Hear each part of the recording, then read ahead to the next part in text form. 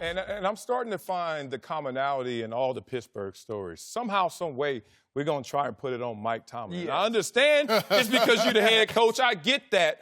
But we don't hear enough about the second winningest active coach in the NFL, champion coach. We don't hear enough about the good stuff about him. We always want to bring him down. Despite in New England, the most storied franchise of our era, has had a murderer, manslaughter, drug user, the biggest NFL scandals, and still Belichick is Teflon, and every story that's negative doesn't always get attributed to him and his legacy. So I wanted to start with that, but let's talk about the coaching experience. The first thing that happens in a coach's day is not my assistant comes in, roll call. There are no civil suits today. Okay, let's go to practice. That's not how the game works.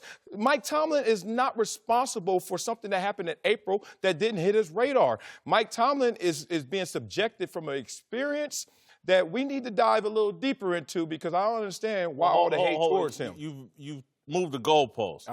Does Mike Tomlin potentially have a problem with Antonio Brown? And I think he does. I think that's why he's not talking about these incidents and he's avoiding them completely because I think if you go back to 2 years ago with the Facebook Live deal, and Mike Tomlin was very clear, it was selfish, it was irresponsible, he went after Antonio Brown. And then the organization came back and gave Antonio Brown the contract. And in my view, I think Mike Tomlin said, oh, y'all made an organizational decision to invest in Antonio Brown. That is y'all's problem. And so when these issues come up with Antonio Brown, because Antonio Brown's issues are no secret. This dude is a loose cannon with a screw loose. And Mike Tomlin, every time something comes up, I ain't in it, wasn't my decision, that's their decision. But that's his policy on all things. I don't know if it's all. I think there's something here with Antonio Brown. Well, I think this is a little different in terms of it's a personal issue. So how and why would he know about it? He wasn't in Miami with him. Right. And unless they gave him the report, but this is a lawsuit, so it's not – this doesn't affect the Pittsburgh Steelers football operation, so to speak. So Tomlin shouldn't speak on this. This is a man's personal business. It has nothing to do with me. I don't know anything about it. I agree with that. It's not so much that I don't think he has no knowledge about it. I think when you don't have enough information and detail, I'm not speaking on it. I don't know it. I don't know enough about it to where I can speak eloquently enough and give you insight. No, it's not my case. It's a lawsuit out. It'll be handled as such. But when Antonio Brown comes to that locker room and is on that field, Mike Tomlin has no problem with what he produces and what he attributes to that organization and that team. And you talk about in the locker room with the Facebook Live, yeah, he addressed it, but I don't think for 1 second he was like, oh, yeah, don't sign this guy. Don't re-sign. Absolutely not. He could have maybe had a preference in terms of, look, the organization said, we're going to invest in Big Ben and Antonio Brown. The organization could have said, we're going to invest in Big Ben and Le'Veon Bell. That's where I think Mike Tomlin perhaps was sitting there. Now, I know both these guys, and I know Le'Veon's had some issues, but his issues are different than Antonio's. Antonio is involved. And look, trust me on this, there will be more stories about Antonio Brown. This dude is a loose cannon.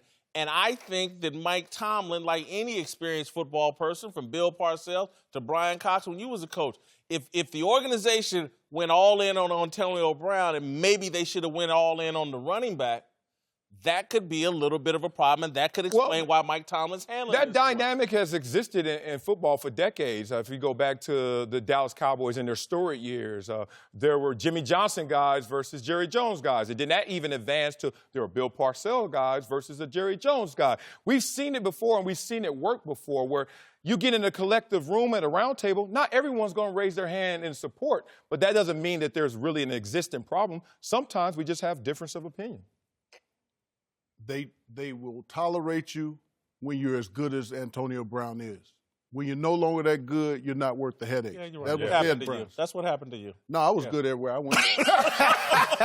Well, you must have got worse as a person, man, because there was a point they were like, no more. Here, do you think Jerry still believes in Dak Prescott as a franchise quarterback? Oh, love me some Jerry Jones. Seriously. Played 1 year in Dallas, and he's the most savvy businessman. The only owner I ever played for that actually gave me a gift. Outside of the salary, outside of the signing bonus, he actually gave me a gift, $5,000 pen. Didn't need that. Rather took $5,000 for the check. You know, a little more than that signing bonus, Jerry, but do you? But here's the thing about Jerry Jones.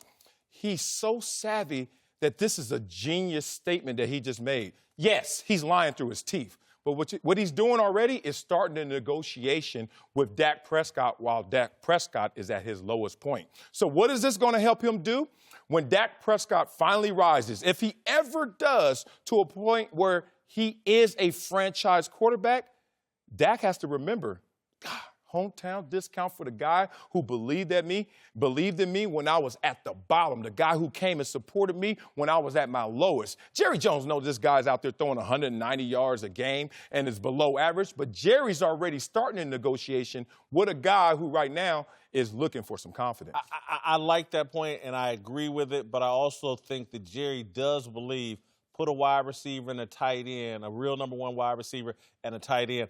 I still think he believes Dak Prescott can be a franchise quarterback. I don't think Dak Prescott is a franchise quarterback, but I also would make this statement about Jerry. Jerry, with Jason Garrett, I thought Jason made the right decision in the game. Oh, my, you the Okay, person. thank you. Okay, Thank you. We found that's two. Okay. You and Greg. You want me Now to go I there see before why- I go back? I You want me see to why you're not a head coach now. You're doing the same kind of dumb stuff as Jason Garrett. You want me to go there before I go back to the original Please point? explain that. Okay, the original point. 2 weeks before, when Frank Reich went for it against Houston and it backfired, he missed it. Second point is 3rd down and 1, they gave the ball to Zeke and he got stuffed and lost yards. You can throw Why the would I ball. have You can throw the ball. To who? To somebody for 2 yards. who? To Zeke. Oh. You can throw it to Zeke. So you pin them down, they get the ball at the 10-yard line, and they go down And the now you score. want to throw Frank Reich's ridiculous decision into this discussion. It's the same thing. Where's my Twitter off? Get him. But now back to the back to the point. So back to the topic. This guy has, in 3 of the 5 games, he's thrown for 180 yards or less. Ugh. 1 game this year, he's thrown for 250 yards. He's not a franchise quarterback. He's a game manager that has no real weapons, that's not going to get better. He was a 1-year wonder that he's going to get paid like he's a franchise quarterback. No, he's not going to. With Jerry keep making comments like that, the money going to keep going up. Because if Jerry don't pay him, somebody going to pay him. No. Yeah, they got backups making $18 million now. Watch yourself. Look, I think Jerry does believe that he is a franchise guy. You don't make a comment like that just to make the comment. And when you look at what he was able to do in year 1 as a rookie, I think there's so much put on that season, but so little put on the value that having a Tony Romo right next to you every time you walk off that sideline and you're in that locker room and you're in that meeting room watching that film, that you can say, hey, what should I have done in this situation? Now he doesn't have that. So now everything is on him. So we're starting to see who he really is, and that level of maturity and that level of responsibility is a little heavy. It's a little heavy because he has to carry it all. He has no coach that like a Sean McVay that can be creative and innovative, like a Matt Nagy, like all these younger coaches that are on the offensive side of the ball that kind of tailor their offenses around their young quarterback. Okay, so who was the GM? Jerry Jones. Okay, he knew that Steven Witten Jones, was leaving. maybe. He knew that he wasn't getting the tight end. He knew that he had no number 1 receiver. He knew that the offensive line was banged up. So it's his job to get this guy some players so that they can have an offense. The thing that I say about his first year, when did he go in there and just tear the game up? It was all based on Ezekiel Elliott's running the ball and him managing the game. The guy's a game manager and nothing more. You can make him anything you want to make him, you know, if you're trying to make him that franchise quarterback. He's going to get paid like it because we know in this league quarterbacks are overvalued. I agree with you. Who is the most prideful owner and general manager in this game? Jerry. Jerry Jones. well- So the reason why I say that is because he made a decision. He's going to stick to a decision. It's just like Dez Bryant. He's not bringing Dez Bryant back. Why? Because he made the decision to release him. So he's not going to go back on his word. So with him saying Dak Prescott is my guy, He's going to ride that until the wheels fall off. Is he making it? We got to go. I agree with Marcellus, though. He's going to make an affordable decision with Dak Prescott. Yep. The pieces have been laid. Dak is going to play for $18 million a year. He's not going to get one of these $20 million deals that other guys are getting. He's going to get what he deserves because he hasn't proven so far he's a great quarterback.